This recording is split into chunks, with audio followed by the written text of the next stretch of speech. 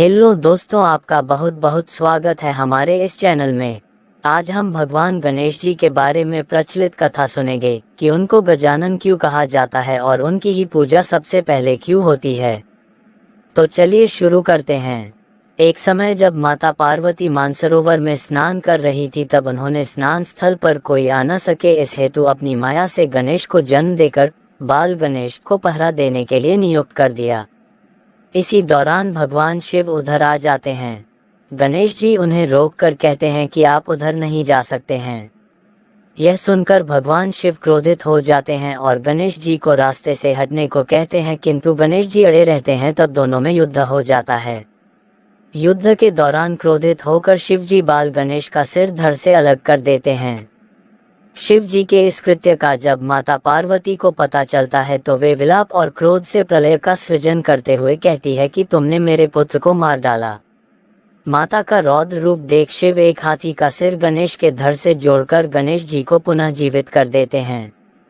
तभी से भगवान गणेश को गजानन गणेश कहा जाने लगा।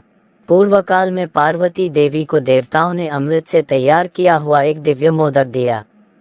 मोदक देखकर दोनों बालक कार्तिकेय तथा गणेश माता से मांगने लगे।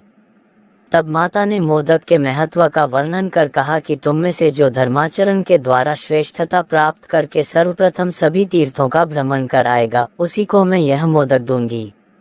माता की ऐसी बात सुनकर कार्तिकेय ने मयूर पर आरूढ़ होकर मुहूर्त भर में ही सब तीर्थों का स्नान कर लिया। इधर गणेश जी का वाहन मूषक होने के कारण वे तीर्थ भ्रमण में असमर्थ थे। तब गणेश जी श्रद्धापूर्वक माता पिता की परिक्रमा करके पिताजी के सम्मुख खड़े हो गए। यह देख माता पार्वती जी ने कहा कि समस्त तीर्थों में किया हुआ स्नान, संपूर्ण देवताओं को किया हुआ नमस्कार, सब यज्ञों का अनुष्ठान तथा सब प्रकार के व्रत, मंत्र, योग और संयम का पालन, ये सभी साधन माता पिता के पूजन के 16वें अंश के बराबर भी नहीं हो सकते। इसलिए यह गणेश सैकड़ों पुत्रों और सैकड़ों गणों से भी बढ़कर है। अतः यह मोदक मैं गणेश को ही अर्पण करती हूँ। माता पिता की भक्ति के कारण ही इसकी प्रत्येक यज्ञ में सबसे पहले पूजा होगी। और इस तरह यह कथा समाप्त होती है। आप इसी तरह कथा कहानी सुनते रहें और खुश रहें। धन्यवाद।